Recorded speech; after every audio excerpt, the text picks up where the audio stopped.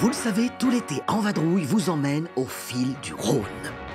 La semaine dernière, c'est dans l'Ain que la célèbre 2 chevaux de France 3 vous a guidé. Au Fort-l'Écluse, cet ouvrage militaire suspendu au-dessus des gorges du Rhône, nous avons découvert que depuis toujours, l'homme a tenté de contrôler le fleuve. Avec Christelle, nous avons découvert que les frontières ont eu la bougeotte auparavant. Comme dans le village de Seyssel, coupé en deux entre le département de l'Ain et celui de la Savoie. Et puis, à vélo, ou presque, nous avons arpenté les lacets mythiques du Grand Colombier, en compagnie de Daniel. Mais à présent, retour au cœur des Alpes, bienvenue en Savoie-Mont-Blanc.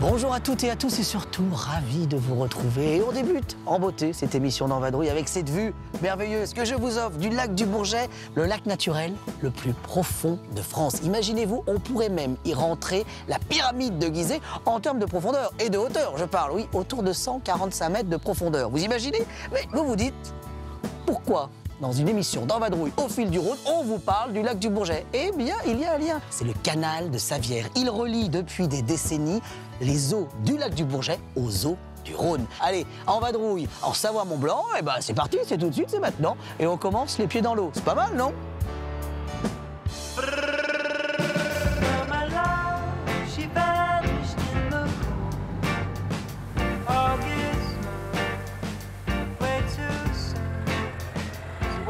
Voilà. Alors on va essayer de ne pas tomber dans l'eau.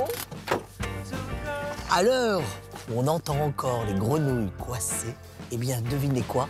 On va partir à la pêche, les amis.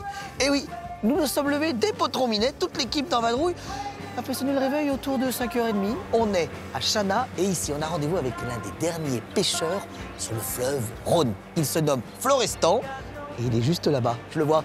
Salut Florestan! Bonjour Loïc. On ne se baigne pas aujourd'hui. Pas de baignade. Alors, le temps que je chausse les bottes, je voudrais juste qu'on explique quand même parce que... combien il y a de pêcheurs sur le Rhône encore aujourd'hui? Très peu, seulement 2 entre Lyon et la Suisse. D'accord, dont tu fais partie. Dont je fais partie. D'accord, on peut dire que ce sont les 2 derniers pêcheurs sur le Rhône avant Lyon, en gros, c'est ça? Exactement.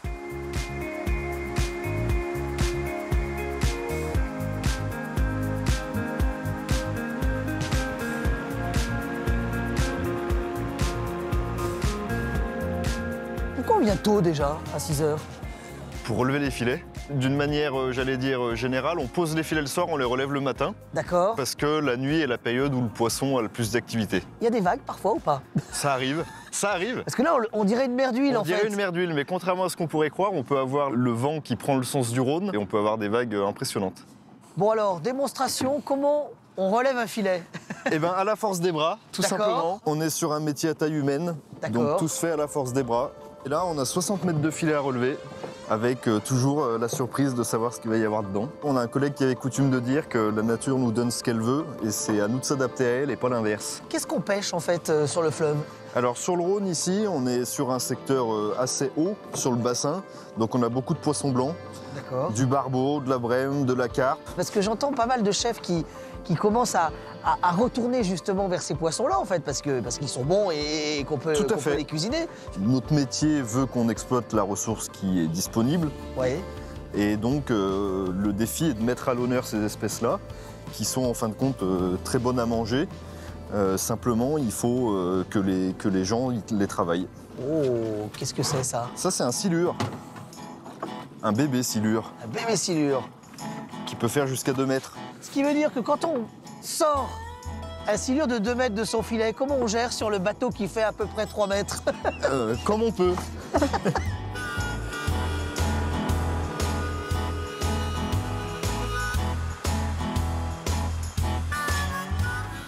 Bon, la pêche n'a pas été très fructueuse. Exactement. On peut le dire? Ça arrive. Il y a des jours avec, il y a des jours sans. Et alors là, l'idée, ce sont des terrines avec des poissons que t'as pêché? C'est ça. Alors là, on retrouve le gardon, Ouais. qui est un poisson blanc que les gens connaissent en friture. À côté, nous avons la tanche au citron confit. Et là, rillette de barbeau au piment. C'est ça. Et alors là, c'est le Graal. Ouais, c'est le meilleur, ça? C'est le meilleur. Et alors là, si tu regardes, Xavier, dès qu'on commence à tartiner des petites rillettes, des trucs comme ça, il a les papilles qui sont en éveil. On voit les étoiles dans les yeux. Allez, on fait goûter, Xavier. Bon, eh ben, le reste aussi, on va le goûter. Hein. On va le goûter. Allez.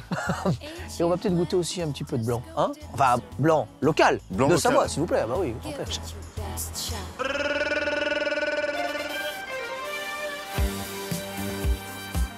Bon, inutile de vous dire où nous sommes. Nous sommes à Jongieu. C'est d'ailleurs marqué dessus. Ici, un lieu unique. D'abord parce que nous sommes sur les contreforts de la Dent du Chat, de l'autre côté, le lac du Bourget. Et dans cette vallée, face à ces coteaux et ce vignoble unique, il y a une partie très particulière du Rhône. On la nomme le Vieux Rhône.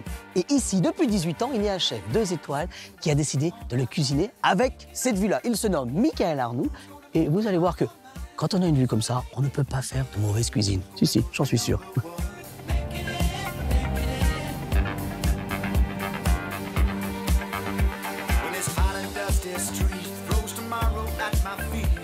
Michael, on suit le fil du Rhône. J'ai l'impression qu'on reste dans le thème, là. Ah bah, complètement. Alors qu'est-ce qu'on a là en fait au pass là qui viennent partir? Les écrevisses du Rhône, Ouais. pêchées par un copain là, qui se trouve à 200 mètres à vol d'oiseau. Donc il y a une partie que l'on travaille en tartare, la queue que l'on va travailler rôti, D'accord. simplement dans un beurre d'écrevisses. Et on va agrémenter ça avec vraiment les herbes de la saison. Donc là, on est beaucoup sur les tagettes. On a la coriandre qui commence à fleurir. On ajoute un petit beurre mousseux mandarine avec le tartare. Ici, on est en Savoie. Donc on se dit, on est dans un terroir alpin. Mais pas que finalement. Dans cette partie-là, autour du Rhône. Là, c'est les préalpes. Oui. C'est vraiment la première butée. La météo n'est pas la même de ce côté de la montagne que de l'autre côté de la montagne. On est dans un territoire qui est fabuleux. Et c'est vrai qu'on trouve des choses par ici que l'on ne trouve pas juste de l'autre côté de la Dent du Chat, quoi. Bon, on envoie quelques petits plats encore. Oui. Et on se retrouve sur la terrasse? Très bien. Allez. À tout à l'heure. On va le laisser finir son service. Parce que oui, il y a un peu de monde quand même en salle. You say it's not going to be that hard. I can tell you. Bon, on peut se dire que quand même, la magie, au-delà de la cuisine, c'est ça aussi, non? Ah bah c'est avant tout ça. Ici, on est entouré de vignes. On parle souvent des côtes du Rhône, mais qu'on imagine plutôt au sud de Lyon. Mais là, en fait, finalement, les premiers coteaux où on cultive en lien avec le Rhône, ils sont ici, non? On pourrait parler du début des Côtes du Rhône, oui. Maintenant, soyons chauvins, ça reste la Savoie. et donc là, on est au milieu du coteau dit Marétel, Oui. hein, où on cultive l'Altesse comme cépage. Ça aussi, c'est une des particularités d'ici. Exactement. C'est vrai qu'on est sur les Préalpes. On a une exposition vraiment sud-est qui est très bénéfique à la vigne Oui. et qui apporte vraiment son identité, en fait. Qu'est-ce qui te plaît dans ce lieu-là? Pourquoi t'es ici et pas ailleurs? Toi, Qu'est-ce qui me plaît ici? ça fait 18 ans. Au départ, on est venu, certes, fasciné par ce paysage, mais ensuite, on a creusé dans cette relation que l'on entretient avec les producteurs, avec les pêcheurs et ainsi de suite. Et aujourd'hui, c'est quelque chose qui nous façonne, qui nous anime et qui nous rend heureux chaque jour, quoi. Chaque jour. Se lever face à ça, que demander de plus? Ah oui, parce que tu cuisines et tu te lèves face à ça. À peu près, ouais. Ah ouais. C'est le plus bel endroit pour admirer le Rhône ou pas ici? Forcément. Ouais.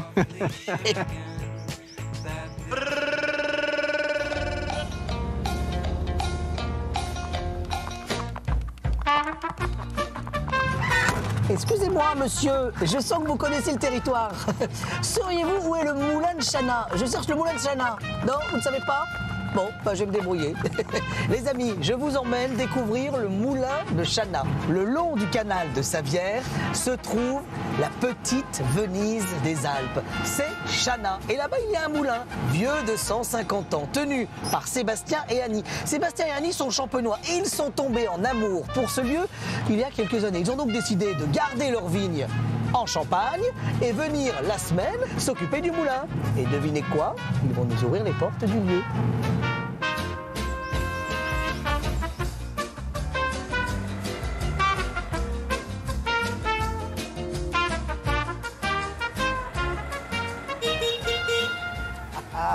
On dit comment? On dit moulin de Chana ou moulin Bimet? Moulin de Chana. Ah, d'accord. Moulin Bimet, c'est quoi? C'est le nom historique, c'est ça? Celui qui l'a refait. Ce moulin, il a quel âge là? Il date de 1868, exactement. Pas besoin d'électricité en fait. Non. Au départ, en 1860, on faisait tourner le premier moulin pour faire la farine. Ensuite, on venait ici pour faire tourner mon moulin à fabriquer de l'huile de noix. D'accord. Et ensuite, le bief continuait et allait au troisième moulin, qui est aujourd'hui devenu un restaurant.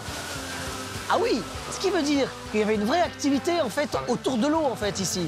Là, oui. Bon, on va pas boire de l'eau aujourd'hui. On va Non. goûter de l'huile de noix. De l'huile de noix. Et noisette aussi ou pas? Je fais aussi la noisette. Ah bah parfait, très bien. Parce que Romain il préfère la noisette, c'est pour ça alors. Ah, d'accord. On va lui faire plaisir. Je viens de déposer de la noix. Ouais. On regarde toujours s'il y a quelques coquilles. Et donc là, j'ai que du cerneau. D'accord. Les cerneaux, je vais les écraser avec ma meule qui fait 400 kilos. Ah oui quand même. Je l'aide un peu au début pour éviter que ça tire de trop sur ma courroie. Le but, c'est d'obtenir un bel émietté, c'est quelque chose de très fin. Ah oui, on veut pas faire sortir l'huile encore là, on Ah est non, non. d'accord hein? La prochaine étape, en ayant bien écrasé ici, Ouais. c'est d'arrêter la meule quand on a un bel émietté et de le déposer ici. C'est un bain-marie. Et bien sûr, j'ai un feu de bois en dessous. Ah ouais. Pourquoi tu travailles à l'ancienne? C'est une envie et je trouve que même pour les gens qui viennent nous voir, c'est rassurant. Parce que là, y a pas, on peut pas tricher. C'est tu sais faire, Tout est fait ça là. marche, et voilà. On presse? On presse. Ouais, parce qu'on veut la goûter quand même. Et je trouve que le bruit de la pompe, il y a un côté un peu suspense. Est-ce que ça va vraiment couler? Eh ben on va voir. On va voir. Bon, et alors moi, ce que je trouve génial, Oui. c'est qu'ici, on ne perd rien. Non, on perd rien ici. On récupère le tourteau, donc ce qui reste après la presse. Ouais. On appelle ça le tourteau. Et nous, on le met à l'état de farine. Tu peux cuisiner avec. Tu vas faire des gâteaux, des crêpes, des patatas. Et alors, il paraît qu'il y a une de tes créations qu'il faut absolument que je goûte. Ah, C'est une confiture. La confiture de noix. Voilà.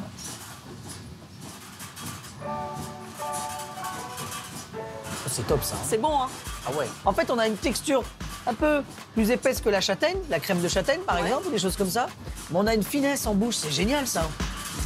On fait de la farine, on fait de l'huile, on fait de la confiture, Oui. on ne jette rien. On ne jette rien. Et on va même encore aller plus loin. On a un brasseur local. Et depuis l'année dernière, on travaille, on fait une bière à la noisette. Et sur l'année prochaine, on est en train de travailler sur une bière à la noix. J'aime bien l'idée, une bière à la noix. Ouais, ça. Mais qui serait une bonne bière ou pas? Ça sera une bonne bière.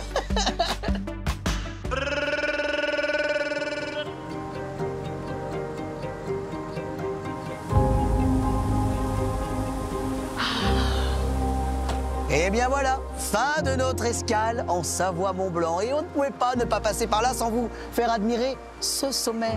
On le nomme la dent du chat. Et ce sommet, je l'envie parce que de là-haut, on peut admirer d'un côté le lac du Bourget et de l'autre côté ce Rhône. Mais pas n'importe quel Rhône, le vieux Rhône, le Rhône originel, celui que finalement l'homme n'a pas modifié, celui qui est resté à l'état naturel. Alors oui, la prochaine fois que vous passerez par Chana ou Jonvieux, eh bien, je vous propose de pousser la route jusqu'à ce chemin pour venir admirer cette chute et ce Rhône éternel. En vadrouille, c'est terminé. Au fil du Rhône, mais on se retrouve très vite pour une nouvelle vadrouille au fil de ce fleuve ou d'un autre. Et puis, pour les amoureux et les nostalgiques, il y a toujours France.tv pour le replay. Allez, à très vite.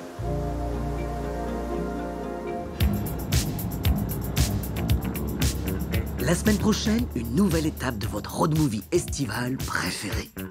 Après l'Ain et la Savoie, En Vadrouille se rend dans le Rhône. Là-bas, Jean-Luc, habitué de l'émission, nous guidera à la découverte du monumental Hôtel-Dieu de Lyon, dont l'histoire est intimement liée au Rhône. Nous ferons un détour par le quartier de la Confluence, sur la Saône, et une fois n'est pas coutume, pour embarquer sur un surprenant bateau, un bateau chapelle. Et nous nous pencherons sur l'histoire antique du fleuve dans l'atelier de restauration de mosaïques de Christophe.